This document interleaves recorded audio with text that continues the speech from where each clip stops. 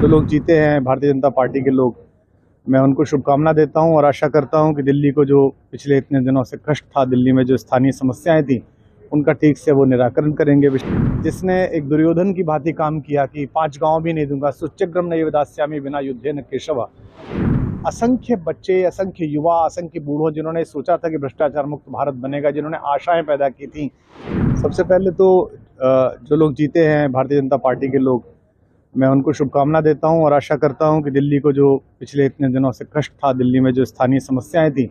उनका ठीक से वो निराकरण करेंगे। विशेष रूप से इसका पूरे युद्ध के अभियान में, इस पूरे चुनाव के अभियान में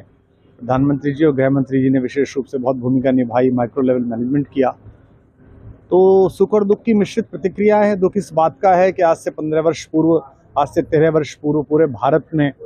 एक राजनीतिक नवजागरण की जो लहर आई थी, जिसमें वैकल्पिक राजनीति के बीज छिपे हुए थे, जहां से कुछ अच्छा हो सकता था,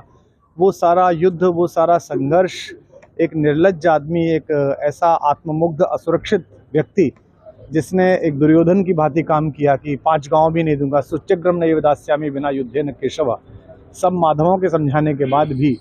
उसके कारण ये पतन हुआ। और मैं ऐसा मानता हूं कि इस महासमर में केवल अभी ये पहली हार है। जो करोड़ों लोगों के निष्पाप सपनों की हत्या का अपराध उन लोगों ने किया है, उसके दुशासन ने किया है, उसने किया है, उसका दंड प्रकृति उन्हें अभी और देगी। केजरीवाल जी भी अपनी सीट से हाथ धो बैठे हैं, वो भी हाथ चुके हैं, अब क्या देखते हैं?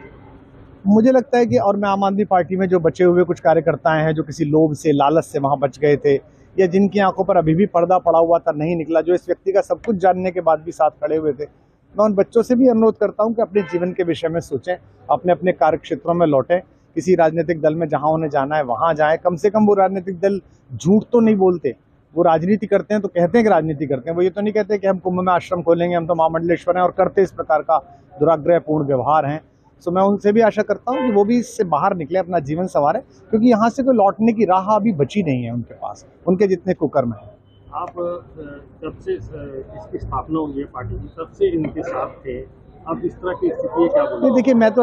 मेरी राजनीतिक टिप्पणी करने का कोई वो भी नहीं है। मैं तो केवल ये है कि आज का दिन एक ऐसा दिन है जो मेरे जैसे असंख्य करोड़ों, मैं तो फिर भी लोकप्रिय हूँ, ईश्वर की कृपा है, भगवान राघवेंद्र सरकार की कृपा है कि जनता प्रेम करती है,